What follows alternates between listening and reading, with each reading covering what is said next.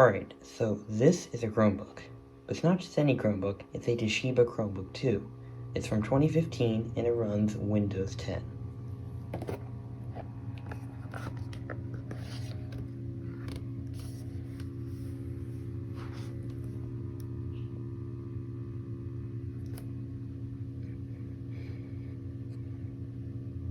So just getting the basics out of the way, this computer is a Chromebook, like I mentioned earlier. It's a Toshiba Chromebook 2, and it runs off of a first-gen Intel Celeron, as it came out in 2015, which is pretty cool, first-gen Celeron.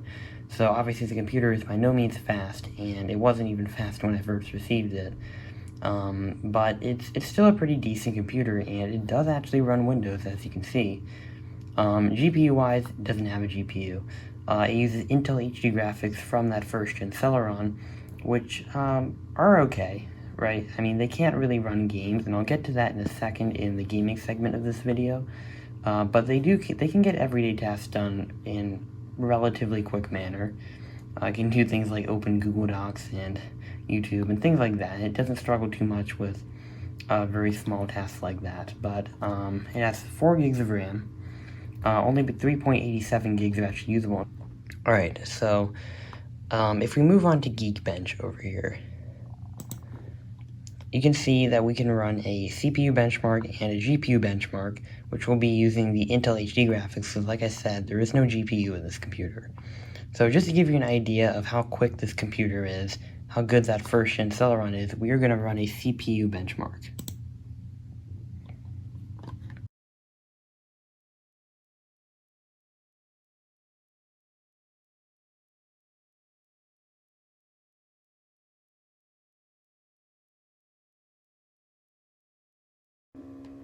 Okay, so as you can see, the CPU benchmark test has ended, and it didn't score very well.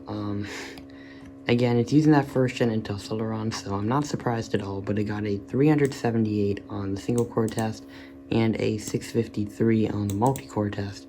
So those are not very good scores, but again, I'm not surprised. Let's see, so if we scroll down to how it did on the single-core performance, it did pretty well with things like HTML5 and navigation, but it definitely struggled a lot with HDR, which makes sense because I would expect that a Chromebook with no GPU would have trouble rendering some HDR video. That doesn't really surprise me at all, and image and painting it struggled with too. Obviously ray tracing, again, no GPU is going to struggle with these, that's not surprising at all.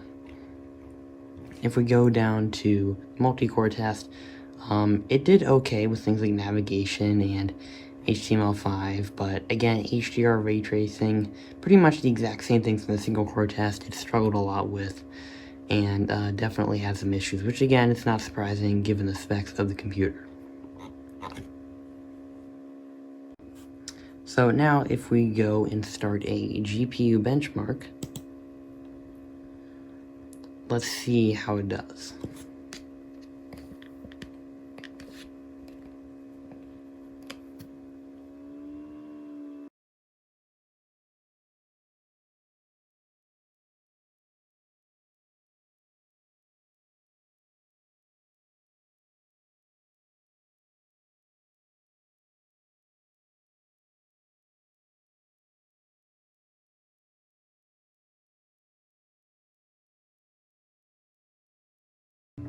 Alright, so we finished the GPU test, and as you can see, here are the results from the GPU benchmark. It scored 1,551 on the OpenCL score, which again, not great. Not surprised though, because no GPU in this computer. If we scroll down to see what it did well on, it did pretty well on feature matching and Gaussian blur, but when it came to particle physics, it had a pretty rough time, which is not surprising. That's about it for the GPU benchmark. Okay, so now that we have finished the benchmarks, let's do a gaming test. So I'm gonna open up Minecraft.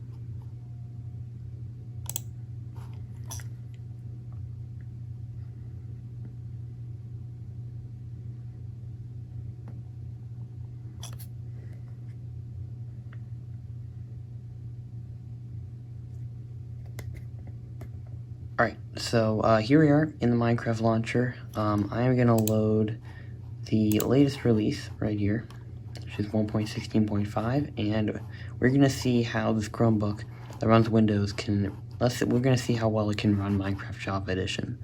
So,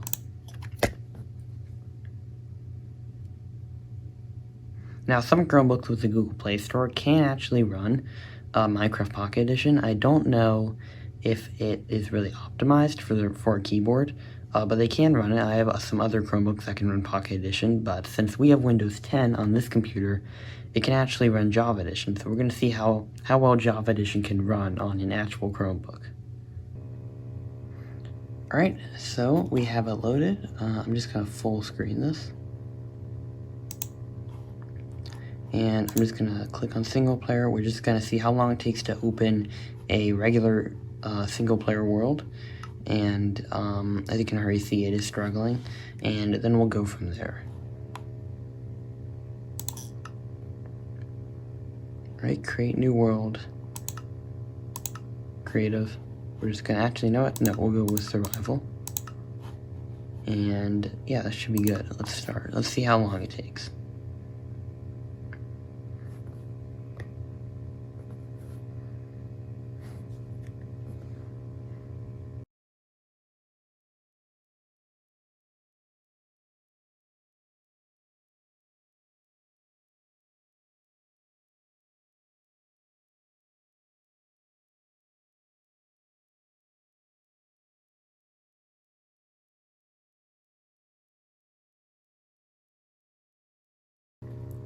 Alright, so we've loaded into the world. As you can see, it's already relatively laggy. And I think I only have my render distance set at like 3 or something very low like that. And it's already struggling, so I think we can probably just tell just from this that if you're looking at equipping a Chromebook with Windows 10 just to play Java Edition, might not be a good idea, because it doesn't run too well. I would say we're getting about 10 FPS maybe slightly lower, probably some frame dips occasionally, but it's definitely not going very quick. But yeah, this is how Minecraft Java Edition runs on I guess now it'd be a 6-year-old Chromebook that runs Windows 10, so there we go. So that is Java Edition. We're going to try one more game before we end off this video, just so I can really show you how it does with some other more powerful games. But I think you already have an idea of how that's going to go, just considering how it handles Minecraft. Now that we have loaded some frames, it is a little bit quicker, but still, it's not anything amazing. It's still pretty laggy, but it is, I would say at this point, it maybe is relatively playable. You just have to let it load a little bit, and then I guess you can sort of use it. I don't know. I guess you can take it for what it is. But with that said, we're going to move on to our second game. So, let's do that.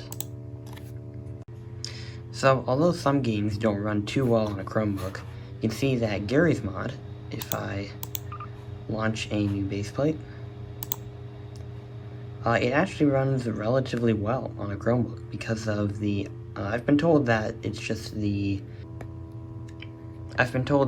engine that it runs on is a very old engine, and unlike Minecraft, doesn't get updated quite as much, so games like this still run pretty well actually on a Chromebook.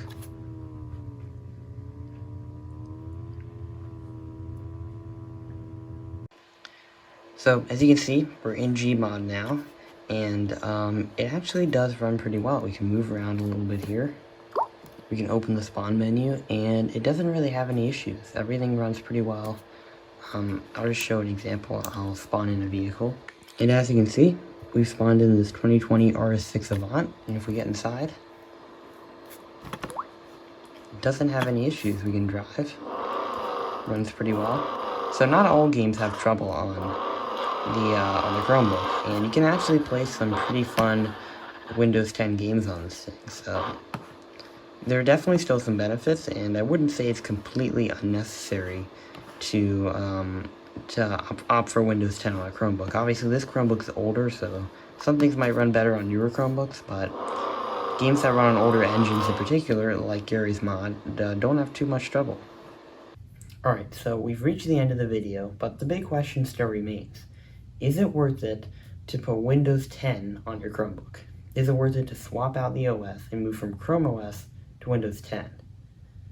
It can be done, but should you do it? Well, I think that depends. So, is your Chromebook older? I think that's the main thing you should think about first. If you have an older Chromebook like mine, my Chromebook is about 6 years old now, you might not want to do it because it's not going to be as quick. Chromebooks now come with faster processors. Like I said, mine has a first-gen Celeron, so opting for Windows 10 on it isn't necessarily the best idea because it can't really run a lot of games. But if you do have a newer computer, maybe 1 year old, 2 years old, or brand new, I would say you should go for it if you're looking at playing some Windows 10 games and just getting a little bit more functionality out of your Chromebook. Anyway, with that said, thank you so much for watching the video, and I'll see all of you later on my next one.